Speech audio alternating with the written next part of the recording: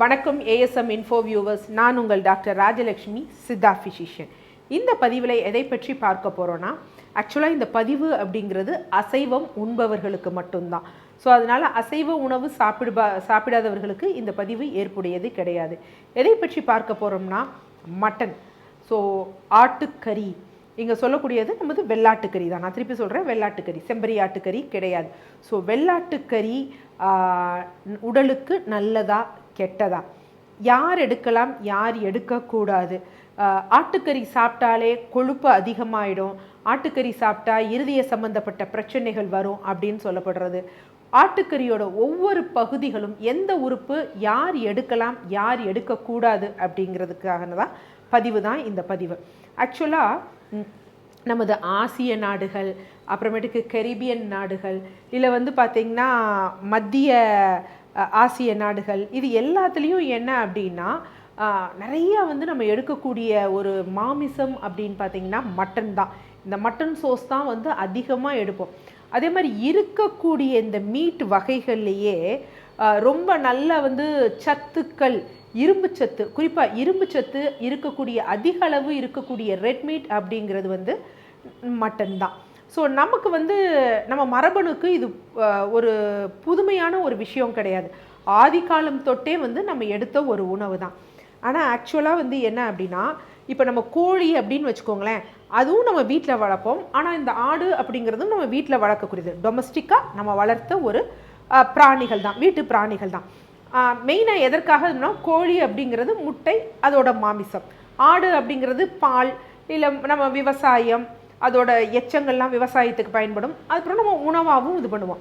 But இந்த கோழி அப்படிங்கிறது என்ன அப்படின்னு பார்த்தீங்கன்னா, கொஞ்சம் சின்ன சின்ன விருந்துகள், இல்லை அப்படி இடையில வர இது நேரத்தில் நமக்கு உணவு வேணும் அப்படிங்கிறப்ப. ஆடு அப்படிங்கிற பொழுது என்னென்னா, அன்றாடம் எடுக்கக்கூடிய ஒரு உணவு கிடையாது. திடீர்னு ஒரு பெரிய கேதரிங் இருக்குது, ஏதோ ஒரு விசேஷம் இருக்குது அப்படிங்கிறப்ப ஒரு மாதம் நமக்கு புரோட்டீன் வேணும் அப்படின்னு கொண்டு வரப்பட்ட உணவு தான் என்ன அப்படின்னு பார்த்தீங்கன்னா இந்த ஆட்டுக்கறி. ஸோ ஆட்டுக்கறியை பொறுத்த வரைக்கும் விசேஷங்கள்லாம் எப்படி உணவாக உண்ணுவாங்க, இல்லை நம்மளே கண்கூடாக பார்த்துருப்போம். நம்ம பாட்டன் தாத்தன் எல்லாரும் எப்படி ஆட்டுக்கறி சாப்பிட்ருப்பாங்கன்னா, இப்போ என்னமோ ஆட்டுக்கறி பார்த்திங்கன்னா ஒரு ஸ்பூன் 2 ஸ்பூன் இந்த இவ்வளோண்டு, அதில் பார்த்திங்கன்னா நிறைய மசால், எண்ணெய் போன்றவை தான் இருக்கும். ஒரு குறிப்பிட்ட நீங்கள் ஒரு மட்டன் சுக்காவே எடுத்துக்கோங்களேன், ஒரு 300-380 ரூபாய்க்கு மட்டன் சுக்கா பார்த்தீங்கன்னா அதில் பலபலன்னு நிறைய மசால் இருக்கும், வெங்காயம் இருக்கும், இஞ்சி பூண்டு பேஸ்ட் இருக்கும், எண்ணெய் இருக்கும். இதுதான் இருக்குமே தவிர அதில் நம்ம பீசஸ்ன்னு எடுத்தோம் அப்படின்னு வச்சுக்கோங்களேன், ரொம்ப சின்ன பீசஸாக ஹார்ட்லி 6 to 7 பீசஸ் கூட இருக்காது. ஆனால் இதையே நம்ம என்ன பண்ணுவோம்னா, ரொம்ப பயந்து சாப்பிடுவோம். நீ கொஞ்சம் சாப்பிடு, நீங்கள் கொஞ்சம் சாப்பிடுங்க, ஏன்னா இதெல்லாம் சாப்பிட்டா ஹார்ட் ப்ராப்ளம் வரும் அப்படின்னு. ஸோ அந்த மாதிரி கிடையாது. ஸோ இதுலேயும் நல்லது கிடைக்கக்கூடியது நிறைய விஷயங்கள் இருக்குது. இங்கே உணவு முறையை பொறுத்த வரைக்கும் என்ன அப்படின்னா, நம்ம இந்த மாமிச வகைகளை சாப்பிடும்பொழுது இன்றைய கால சூழ்நிலையில் நம்ம மாமிசத்தை கம்மியாக பண்ணிவிட்டு அதனுடன் சேர்க்கக்கூடிய அந்த குழம்பு, அதில் அரைச்சி ஊற்றுறது, ரைஸோட குவான்டிட்டிஸை நம்ம என்ன பண்ணுறோம், இந்த மட்டனில் அதிக அளவு எண்ணெய். ஸோ அந்த மாதிரி எடுக்கும் பொழுது தான் இந்த உணவு என்ன ஆகும்னா பாதிப்புக்குள்ளானது. ஸோ யூஸ்வலாக இந்த ஆடை 2 ஒரு சின்னதாக இது பண்ணுவாங்க, இலை ஆடுங்குவாங்க, இன்னொன்று முற்றி ஆடு. ஒரு 4 மாதத்துக்கு வரைக்கும் இருந்தது அப்படின்னா அது சின்ன ஒரு ஆடு, இல்லை பெருசாக இருந்ததுன்னா ஒரு 14 மாதத்திற்கு மேலே இருக்கும். ஸோ அந்த இதில் என்ன வித்தியாசம்னா, அதோட மாமிசத்தில் தான் வித்தியாசம். அதனோட மாமிசத்தில் என்ன அப்படின்னு பார்த்தீங்கன்னா, இந்த இளம் ஆடு நிறைய நீர்ச்சத்து உள்ளதாக இருக்கும். நிறையா நம்ம போட்டோன்னு வச்சுக்கோங்களேன், நல்லா நிறைய நீர் விடும், சீக்கிரம் வெந்து போயிடும். இந்த 14 மாதத்திற்கு மேல் போன ஆடு பார்த்திங்கன்னா அதோடைய மாமிசம் முற்றிய கறியாக இருக்கும், கொஞ்சம் செரிமானத்திற்கு கடினமாக இருக்கும். ஸோ இந்த ஆட்டுக்கறியிலையும் என்ன அப்படின்னு பார்த்திங்கன்னா நிறைய நன்மை பயக்கக்கூடிய சத்துக்கள் இருக்கு. ஸோ ரொம்ப கிடையாது, வெறும் 85 கிராம் சமைத்த ஆட்டுக்கறி, ரொம்ப கேலரிஸ்லாம் கிடையாது, வெறும் 122 கேலரிஸ் தான். ஸோ கிட்டத்தட்ட பார்த்தீங்க அப்படின்னா நம்ம ஒரு 2 இட்லி, 2.5 இட்லி, 3 இட்லி சாப்பிட்டா எவ்வளோ கேலரிஸ் வருமோ அவ்வளோ கம்மியான கேலரிஸ் தான். கலோரிகள் அளவு ரொம்ப கம்மியாக தான் இருக்குது. பட் என்ன ஒரு பெஸ்ட்டு சோர்ஸ் அப்படின்னு பார்த்தீங்கன்னா புரதம். வெறும் 85 கிராம் நம்ம ஆட்டுக்கறி சாப்பிட்டோம் அப்படின்னா 23 கிராம் இருக்கும். ஸோ நம்ம முன்னோர்கள்லாம் பார்த்திங்கன்னா கிட்டத்தட்ட ஒவ்வொருத்தரும் ஒரு 400 கிராம் அப்படி நம்ம சாப்பிட்ட ஒருத்தவங்க. பட் இன்றைக்கி நம்ம 85 கிராமே பெரிய விஷயமா இருக்குது. பட் அதுலேயே நமக்கு நல்ல புரோட்டீன் இருக்குது, 23 கிராம். குழந்தைகள், நம்ம தசைகள் நல்லா வலுப்பெறணும்னு நினைக்கிறவங்க, எலும்புகள் வலுப்பெறணும்னு நினைக்கிறவங்க, இல்லை நோய்வாய்ப்பட்டு தேரும் நிலையில் இருப்பவர்களுக்கு இது நல்ல ஒரு புரோட்டீன் சோர்ஸ். கொழுப்பு அப்படிங்கிறப்ப நம்ம பார்த்தோம் அப்படின்னு வச்சுக்கோங்களேன், வெறும் இதில் 2.6 கிராம் கொழுப்பு தான் எதில் இருக்குது, 85 கிராம் ஆட்டுக்கறியில் இருக்குது. அடுத்து செறிவூட்டப்பட்ட கொழுப்பு, இதுதான் சாப்பிட்டா கொலஸ்ட்ரால் வந்துடும், ஹார்ட் அட்டாக் வந்துடும் அப்படின்னு சொல்கிறோம் பார்த்தீங்களா. அதில் என்ன அப்படின்னு பார்த்தீங்கன்னா வெறும் 85 கிராமில் 0.8 கிராம் தான் இதில் செறிவூட்டப்பட்ட கொழுப்புகள் இருக்குது. ஒரு சராசரி மனிதன் அவன் ஒரு நாளைக்கு வந்து பார்த்தீங்கன்னா ரொம்ப வெயிட் உள்ள ஒல்லி உள்ள 2000 கேலரிஸ் ஒருத்தர் சாப்பிட்றாங்க அப்படின்னா அவங்க ஒரு நாளைக்கு 22 கிராம் செறிவூட்டப்பட்ட கொழுப்பு சாப்பிட்லாம்.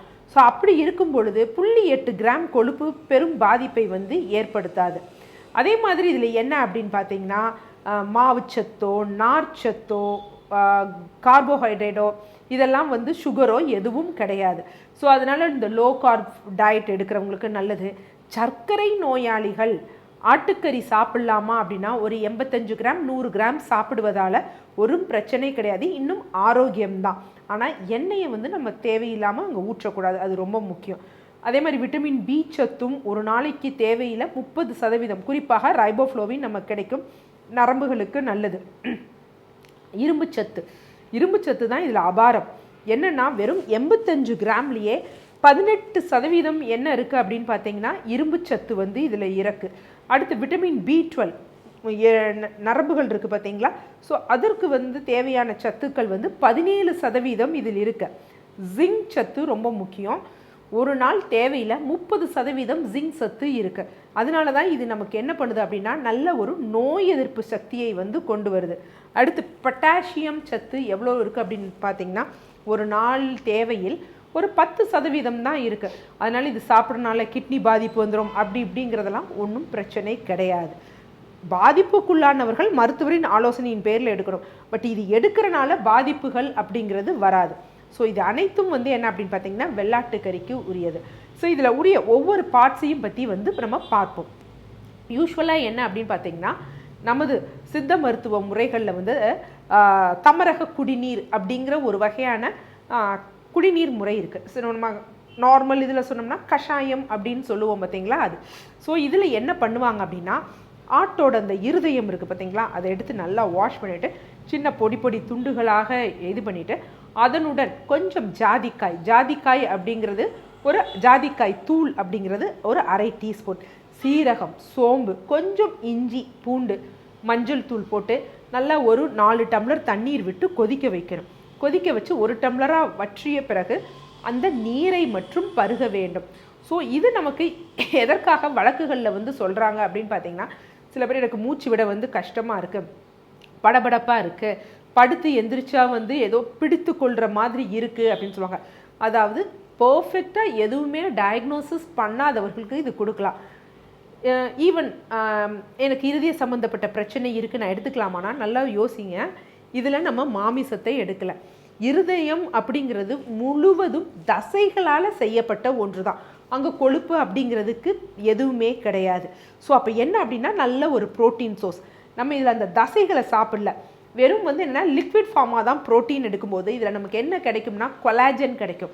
ஸோ அப்போ இருதயம் மற்றும் கிடையாது, மூட்டு போன்ற விஷயங்கள் பல விஷயங்களுக்கு வந்து இது நன்மை வந்து பயக்கும். ஸோ அதனால் என்ன அப்படின்னா இந்த தமரக குடிநீரை வந்து எடுக்கலாம். இருப்பினும் உங்களுக்கு அவ்வளவும் பயமாக இருந்ததுன்னா ஒரு சித்த மருத்துவ முறையோட மருத்துவரின் ஆலோசனையின் பேரில் வந்து நீங்கள் தாராளமாக வந்து எடுத்துக்கொள்ளுங்க. அடுத்து 2வது விஷயம் என்ன அப்படின்னு பார்த்தீங்கன்னா ஆட்டோட மூளை. ஸோ ஆட்டோட மூளை வந்து எல்லாருமே சாப்பிட்லாம், ஆனால் அதோட மூளை யாரோட மூளையானாலும் ஹையர் கான்சன்ட்ரேஷன் என்ன அப்படின்னு பார்த்தீங்கன்னா கொழுப்பு தான் அதோட கான்சன்ட்ரேஷன். ஸோ அதனால் கொலஸ்ட்ரால் பிரச்சனைகள் இருப்பவர்கள், இருதய பாதிப்பு இருப்பவர்கள் போன்றவர்கள்லாம் என்ன அப்படின்னு பார்த்தீங்கன்னா ஆட்டோட மூளையை வந்து சுத்தமாக தவிர்த்து விடுவது நன்மை தரக்கூடிய ஒரு விஷயம். அடுத்து ஆட்டோட நுரையீரல். ஸோ நார்மலாக நுரையீரலில் என்ன அதிக அளவில் இருக்கும் அப்படின்னு பார்த்தீங்க அப்படின்னா சத்துக்கள், இரும்பு சத்துக்கள் வந்து இருக்கும். இருந்தாலும் கல்லீரலில் இருக்கக்கூடிய அளவு இல்லைனாலும் ஓரளவுக்கு இரும்பு சத்துக்கள் போன்றவை கிடைக்கும். ஸோ அதனால் நுரையீரலை வந்து சாப்பிடலாம். நுரையீரல் எல்லாரும் சாப்பிடலாம், ஆனால் நுரையீரல், மண்ணீரல், கல்லீரல், இது யாருக்கெல்லாம் இரும்பு சத்து வேணும், யாருக்கெல்லாம் புரோட்டீன் சோர்ஸ் வேணும், அப்போ எல்லாரும் எடுக்கலாம். ஆனால் யார் எடுக்கக்கூடாது அப்படின்னா, யூரிக் அமிலம் அதிகமாக உள்ளவர்கள் கண்டிப்பாக ஆர்கன் மீட்டை வந்து எடுக்கக்கூடாது. ஏன்னா அதில் என்ன இருக்கும்னா அதிக அளவு பியூரின் இருக்கும். ஸோ அவர்கள்லாம் இதெல்லாம் அவாய்ட் பண்ணிடணும்.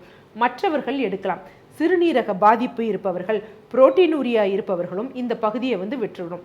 ஆட்டோட எலும்புலேருந்து நம்ம சூப் தயாரிக்கும் பொழுது கவனிக்கப்பட வேண்டிய விஷயம் என்னென்னா, ஃபஸ்ட்டு எலும்பு வாங்கிட்டு நல்லா நம்ம வாஷ் பண்ணிடணும்.